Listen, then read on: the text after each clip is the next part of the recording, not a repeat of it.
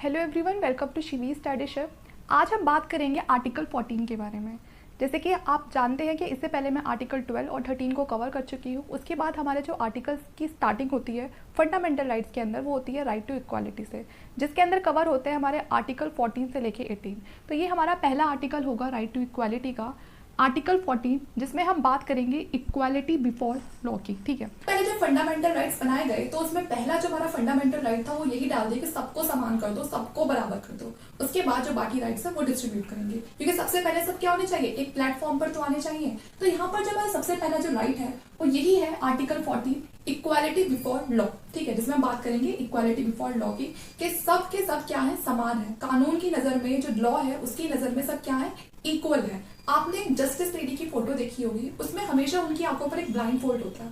उस blind fold का मतलब ही ये होता है कि कानून की नजरों में हर इंसान बराबर है, चाहे प्रेसिडेंट है, गवर्नर है, रिच है, पुअर है, मैन है, कोई टीचर है, कोई भी है, सब क्या है, सब बराबर है। अब सब लोग बराबर हैं तो they will demand the equal protection of the law. तो यहाँ पर इस पूरी स्टेटमेंट में जो कवर होती है हमारी आर्टिकल 14 के अंदर, ये अपने आप में एक छोटी सी स्टेटमेंट है, लेकिन इसमें दो इतने बड़े बड़े लीगल कॉन्सेप्ट शामिल किए गए हैं, इक्वालिटी बिफोर द लॉ और equal protection of the law. दोनों में, अब इसमें हम दोनों में क्या देखेंगे, डिफरेंसेस देखेंगे कि इन दोनों में डिफरेंस क्या है। अब हमारे सामने यहाँ दोनों ही कॉन्सेप्ट है, equality before law and equal protection of laws. सबसे पहले हम जानेंगे कि ये दोनों ही कॉन्सेप्ट कहाँ से आए हैं। तो जो हमारा इक्वालिटी बिफोर लॉ है, ये कॉन्सेप्ट है हमारा ब्रिटिश का, जो हमारा ब्रिटेन से आया है। इक्वल प्रोटेक्शन ऑफ लॉज ये हमारा एक अमेरिकन कॉन्सेप्ट है। अब इक्वालिटी बिफोर लॉ अगर आप बात करें ब्रिटेन की, तो वहां पर सबसे पहले क्या होता है, वहां पर जो कॉन्स्टिट्यूशन बना है वो इंडिविजुअल के राइट से बना, पहले इंडिविजुअल के राइट से और फिर वहां से फिर कॉन्स्टिट्यूशन बना। लेकिन अगर हम देखें अमेरिकन जो कॉन्स्टिट्यूशन है, तो वहां पर पहले कॉन्स्टिट्यूशन है और उससे इंडिविजुअल के राइट है। ठीक है, तो अब यही चीज हमें इन दोनों के कॉन्सेप्ट में देखने के लिए मिलता है। यहाँ सबसे पहले क्या है, जो इंडिविजुअल है उसके राइट्स है, तो इसीलिए यहाँ पर जितने भी इंडिविजुअल है सबको क्या रखा है, इक्वल रखा है, कि लॉ की नजर में सब क्या है, सेम है। जैसे मैंने आपको बताया, जस्टिस लेडी है, ब्लाइंड फोल्ड होता है हमेशा उनकी आंखों पे, जिससे कि उनको पता ही ना चले कौन अमीर है कौन गरीब है। ठीक है, और वो क्या करे, एक सही न्याय करे। ठीक है, सबको बराबर का जस्टिस मिले। तो यहाँ पर अब इक्वालिटी बिफोर लॉ में जो सेकंड पॉइंट है वो है एब्सेंस ऑफ स्पेशल प्रिविलेज। यहाँ पर जो सबसे बड़ी जो डिसएडवांटेज है इस कॉन्सेप्ट की, वो है कि किसी भी तरह का कोई भी स्पेशल प्रिविलेज नहीं है। ठीक है, जैसे हमारी कंट्री है, हमारी कंट्री में क्या होता है कि जो कुछ जो वीकर सेक्शन होते हैं उनको कुछ स्पेशल प्रिविलेज दे दिए जाते हैं। लेकिन यहाँ पर अमेरिका में, सॉरी, यहाँ पर जो ब्रिटेन है उस कॉन्सेप्ट में ऐसा है ही नहीं। यहाँ पर अगर सेम क्राइम एक बहुत ही जो रिच है वो कर रहा है और वही सेम क्राइम किसी पुअर ने कर दिया, अब दोनों पे जो बाद में जो जुर्माना लगाया जाता है वो सेम अमाउंट रख दी कि इसको भी 10,000 देना है और दूसरे वाले को भी 10,000 देना है। तो जो रिच है उसके लिए तो बहुत इजी है, वो 10,000 रुपए दे देना। ठीक है, लेकिन जो पुअर है उसके लिए तो बहुत मुश्किल हो जाएगा। तो इसीलिए ये जो कॉन्सेप्ट है इसको नेगेटिव कॉन्सेप्ट कहा जाता है, इसे एक नेगेटिव अप्रोच कहा जाता है, क्योंकि लोग तो यहाँ सेम है ही नहीं और हम बिल्कुल सेम चीजें किए जा रहे हैं सबके लिए। Equal subjection of all the persons to ordinary law. तो इसमें कहा गया है कि जो भी इंसान, जो भी यहाँ पर इंडिविजुअल लॉ के अगेंस्ट जाएगा, वो सब क्या होंगे, लॉ की नजर में इक्वल होंगे। वो चाहे प्रेसिडेंट है, गवर्नर है, टीचर है, पॉलिटिशियन है, कोई भी है, रिच है, पुअर है, सब क्या है, कानून की नजर में यहाँ सब बराबर है। तो यहाँ पर सबसे ज्यादा जो कमी है वो है एब्सेंस ऑफ प्रिविलेज। ठीक है, किसी भी तरह की कोई भी प्रिविलेजेस यहाँ पर नहीं दिए गए हैं किसी भी सेक्शन को। इक्वल प्रोटेक्शन ऑफ लॉज की बात करें तो ये अमेरिकन कॉन्सेप्ट है, जैसे कि मैंने आपको बता दिया।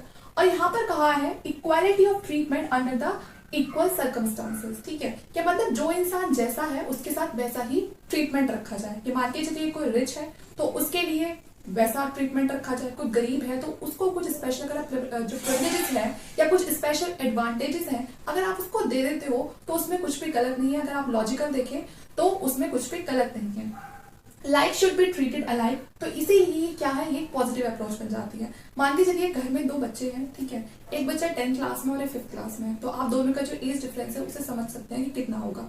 अब यहाँ पर हम दोनों की जो डिमांड है वो पूरी तरह से फुलफिल कर रहे हैं, लेकिन क्या हम सब चीजों की बराबर रख सकते हैं? क्या हम इक्वालिटी बिफोर लॉ वाला जो कॉन्सेप्ट है वो उन दोनों पे लगा सकते हैं? मान के चलिए ठीक है, आप उनको सेम स्कूल में डाल दोगे, ठीक है, उनकी जो नीड्स है उनको पूरा करो, उनकी डिमांड्स पूरी करो, लेकिन क्या जितना खाना एक 10th क्लास का बच्चा खा रहा है उतना ही खाना आप एक 5th क्लास वाले बच्चे को दोगे?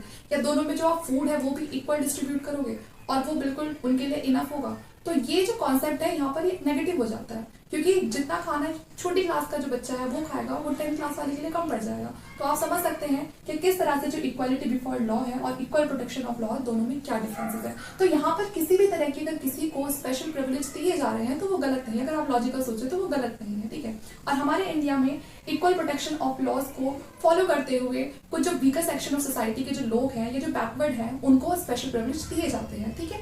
अगर कोई सेम क्राइम भी करता है, एक रिच और एक पुअर, तो दोनों की कंडीशन देख के, दोनों का स्टेटस देख के तब उनका जो उनका पनिशमेंट है उसके बाद वो उन्हें दिया जाता है, ठीक है, दोनों का स्टेटस देखकर। यहाँ पर जो इक्वालिटी बिफोर लॉ है ये निकलता है रूल ऑफ लॉ से, ठीक है।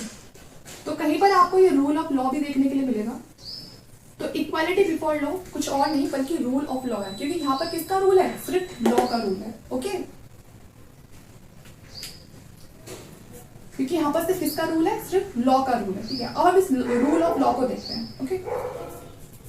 Explanation rule of law. यहाँ पर हम एलिमेंट्स देखेंगे रूल ऑफ लॉ की। जैसे मैंने आपको बताया जो रूल ऑफ लॉ है वो भी क्या है, वो भी एक ब्रिटेन का कॉन्सेप्ट है, ठीक है, जिसे हम इक्वालिटी बिफोर लॉ के नाम से भी पढ़ते हैं। तो यहाँ पर इसके 3 इंपॉर्टेंट एलिमेंट है। सबसे पहले है एब्सेंस ऑफ आर्बिट्ररी पावर, कि किसी भी तरह की कोई भी आर्बिट्ररी पावर नहीं होनी चाहिए। आर्बिट्ररी पावर से मतलब ये है कि कोई भी अकेला इंसान अपनी मनमानी से कोई भी पावर है उसका गलत यूज़ नहीं कर सकता। यहाँ पर क्योंकि अब हमारा देश है, इंडिया है, यहाँ पर किसकी चलती है? जनता की चलती है। तो इसीलिए हमने ये वाला जो पॉइंट है इसको मेंशन कर लिया अपने कॉन्स्टिट्यूशन में कि एब्सेंस ऑफ आर्बिट्ररी पावर, क्योंकि हमारे यहाँ भी जो आर्बिट्ररी पावर है पूरी तरह से वो एब्सेंट है। सेकेंड पॉइंट है इक्वालिटी बिफोर लॉ, ये भी हम आर्टिकल 14 में पढ़ते हैं। लेकिन जो ये थर्ड पॉइंट है प्रीमेसी ऑफ इंडिविजुअल राइट्स, यहाँ पर हमने इस इंडिविजुअल राइट को नहीं लिया, ठीक है। हमारा जो थर्ड पॉइंट है प्रीमेसी ऑफ इंडिविजुअल राइट्स, ये पॉइंट हमारे जो लॉ है उसमें कंसिडर नहीं किया जाता, ठीक है। क्यों नहीं किया जाता? क्योंकि जो ये प्रीमेसी ऑफ इंडिविजुअल राइट है ये ब्रिटेन का कॉन्सेप्ट है, क्योंकि वहाँ जो कॉन्सेप्ट है वो कुछ इस तरह का है कि पहले इंडिविजुअल राइट है और उन इंडिविजुअल राइट से फिर कॉन्स्टिट्यूशन बना। लेकिन हमारे यहाँ पर ये चीज़ रिवर्स है, उल्टी है। हमारे यहाँ क्या है? पहले कॉन्स्टिट्यूशन है उसके बाद इंडिविजुअल राइट है। हमारे यहाँ जो सबसे ज़्यादा सुप्रीम है वो हमारा कॉन्स्टिट्यूशन है, हमारे कॉन्स्टिट्यूशन से फिर किसी इंडिविजुअल को राइट मिलते हैं। लेकिन ब्रिटेन में उल्टा है। यही जो सेम कॉन्सेप्ट है ये अमेरिका का भी कॉन्सेप्ट है, तो इसलिए हमने वहाँ से कौन सा कॉन्सेप्ट उठाया? Equal protection of the laws, ठीक है। तो इसीलिए यहाँ पर इंडिविजुअल राइट्स की जगह हमारे लिए क्या होता है? Supremacy of constitution. तो इसीलिए हम इसको फॉलो नहीं करते हैं। बाकी जो हमारे एब्सेंस ऑफ आर्बिट्ररी पावर है हम इसको भी फॉलो करते हैं, इक्वालिटी बिफोर लॉ हम इसको भी फॉलो करते हैं। तो आप समझ गए होंगे कि रूल ऑफ लॉ क्या है और उसके क्या एलिमेंट है जो हम अपने कॉन्स्टिट्यूशन में फॉलो करते हैं। अब इस आर्टिकल के अंदर हम डॉक्ट्राइन ऑफ क्लासिफिकेशन को देखेंगे। यहाँ पर 2 क्लासिफिकेशन के बारे में बताया हुआ है। एक है क्लास लेजिस्लेशन जिसको पूरी तरह से जो आर्टिकल है ये फॉरबिड करता है, और दूसरा है रीजनल क्लासिफिकेशन जिसको अलाउ करता है। अब ये कैसे क्लासिफिकेशन है इसको मैं आपको एग्जांपल से समझाऊंगी। मान के चलिए एक क्लासरूम है, उसमें कुछ बॉयज़ हैं कुछ गर्ल्स हैं। टीचर ने सेम होमवर्क दिया गर्ल्स को भी और बॉयज़ को भी, और ये कहा कि अगर इस होमवर्क को करके बॉयज़ नहीं लाएंगे तो उनको क्लास से बाहर खड़े रहना पड़ेगा, और अगर सेम वही होमवर्क गर्ल्स करके नहीं लाएंगी तो उनको क्लास में ले लिया जाएगा। तो यहाँ पर ये क्या हुआ? टीचर ने क्या कर दिया? यहाँ पर पार्शियलिटी कर दी, ठीक है ना, जबकि होमवर्क तो दोनों करके नहीं लेकर आई है। तो इस केस पे हम इस डिस्क्रिमिनेशन को बोलेंगे क्लास लेजिस्लेशन, जिसे हमारा जो आर्टिकल 14 है बिल्कुल भी फॉलो नहीं करता है। दूसरा यहाँ पर हमारा जो क्लासिफिकेशन है वो है रीजनल क्लासिफिकेशन। इसमें क्या कहा है कि किसी के इंटेलिजेंस के बेसिस पे यहाँ पर क्लासिफिकेशन की जा सकती है। कि मान के चलिए कि कोई इंसान पहले से किसी स्कूल में जॉब कर रहा था, वो जो टीचर था उसको 35,000 सैलरी मिल रही थी, लेकिन अभी क्या हुआ, एक नए टीचर को अपॉइंट कर लिया है और उसकी जो एज है वो 26 ईयर है, लेकिन उसको सैलरी दी जा रही है 40,000। क्यों? क्योंकि उसके इंटेलिजेंस के बेसिस पे उसके पास क्वालिफिकेशन ज़्यादा है, ठीक है। तो यहाँ पर इस तरह का जो रीजनल क्लासिफिकेशन होगा उसको फॉरबिड नहीं किया जाएगा, वो अलाउ है, ठीक है, क्योंकि यहाँ पर उसके पास क्या है, यहाँ पर उसके पास अच्छी क्वालिफिकेशन है। तो पब्लिक वेलफेयर के लिए हमें रीजनल क्लासिफिकेशन को करना सही रहेगा अगर आप लॉजिकली देखें तो। लेकिन क्लास लेजिस्लेशन से कोई पब्लिक वेलफेयर हो रहा है क्या? किसी का कोई फायदा हो रहा है क्या? नहीं, बल्कि यहाँ पर क्या हो जाएगा? लड़ाई झगड़ा और हो जाएगा। और यहाँ पर देखिए स्कूल में नया टीचर आया है, ठीक है, और वो काफ़ी ज़्यादा इंटेलिजेंट है, तो उससे क्या फ़ायदा होगा, उससे अल्टीमेटली जो स्कूल है उसी को फ़ायदा होगा, और स्कूल को फ़ायदा होगा तो जो हमारी आने वाली जनरेशन है उसको फ़ायदा होगा। तो इस तरह का जो क्लासिफिकेशन है वो अलाउ करता है जो हमारा आर्टिकल 14 है, लेकिन जो क्लास लेजिस्लेशन है उसको पूरी तरह से फॉरबिड करता है। तो आप समझ गए होंगे कि दोनों ही क्लासिफिकेशन में क्या डिफरेंसेस है। अब आर्टिकल 14 के कुछ एक्सेप्शंस हैं उनको पढ़ते हैं, ठीक है। तो आर्टिकल 14 पूरी तरह से एब्सोल्यूट नहीं है, जैसे कुछ भी पूरी तरह से एब्सोल्यूट नहीं होता है वैसे ही हमारा जो आर्टिकल 14 है वो भी पूरी तरह से एब्सोल्यूट नहीं है। तो यहाँ पर सबसे पहले देखते हैं प्रेसिडेंट एंड गवर्नर, ठीक है। जब तक ये अपनी पोस्ट पर है इनके खिलाफ कोई भी क्रिमिनल जो प्रोसीडिंग है वो नहीं हो सकती है। आपके ऊपर हो सकती है, आपके ऊपर कल सुबह से ही हो जाएगी, लेकिन जो प्रेसिडेंट और जो गवर्नर है उनके ऊपर जब तक वो अपनी पोस्ट पर है तब तक उनके खिलाफ कोई भी क्रिमिनल प्रोसीडिंग नहीं हो सकती है। अगर करनी भी है तो कम से कम 2 महीने पहले उनको नोटिस देना पड़ेगा। अब यहाँ पर ये कोई उनके साथ कोई अलग से कोई प्रिविलेज नहीं मिला हुआ है उनको, बल्कि वो जिस पोस्ट पर है उस पोस्ट की, आपको सोचिए कि इंडिया में जो सबसे बड़ी पोस्ट है वो प्रेसिडेंट की है। अब प्रेसिडेंट गवर्नर जेल जाते हुए कैसे लेंगे, कोई भी आया उनको उठाया वहाँ से और पकड़ के ले गया अरेस्ट करके।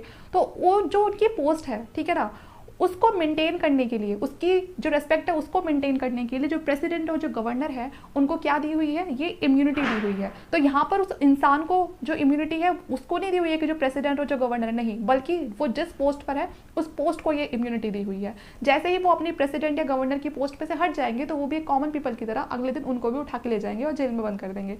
लेकिन जब तक वो अपनी पोस्ट पर है उनके खिलाफ किसी भी तरह की कोई भी क्रिमिनल जो प्रोसीडिंग है वो नहीं हो सकती है, और अगर होगी भी तो कम से कम 2 महीने पहले का उनको नोटिस देना पड़ेगा। Diplomatic immunity to ambassador and the diplomat, जो दूसरे देश के जो राजदूत बन के अपने देश में आते हैं उनके लिए भी ये इम्यूनिटी है कि हम उनको भी मार नहीं सकते हैं। हम क्या कर सकते हैं, ज़्यादा उनको देश निकाल दे सकते हैं, उनको वापस भेज सकते हैं, लेकिन किसी भी मैसेंजर को हम मार नहीं सकते और हमें मारना भी नहीं चाहिए क्योंकि वो दूसरे देश का दूत है। तो यहाँ पर हम उसको अपने देश से निकाल के वहाँ पर जाके उसकी कंप्लेन कर सकते हैं कि इसने हमारी कंट्री में कुछ ऐसा किया है। अब यहाँ पर इनको भी इस सारी प्रोसीडिंग से बाहर रखा हुआ है, ठीक है। यूएनओ एंड इट्स एजेंसी, तो ये भी कुछ यूएनओ और कुछ एजेंसीज है जो एक्सेप्शन में आती है आर्टिकल 14 के। होपफुली आपको ये लेक्चर पसंद आया होगा, मैंने जितने भी डाउट्स थे वो क्लियर करने की कोशिश करी है। वीडियो आपको कैसा लगा प्लीज़ आप मुझे कमेंट करके ज़रूर बताइएगा। अच्छी लगे तो प्लीज़ लाइक करना, शेयर करना और चैनल को सब्सक्राइब कर लेना। Thank you.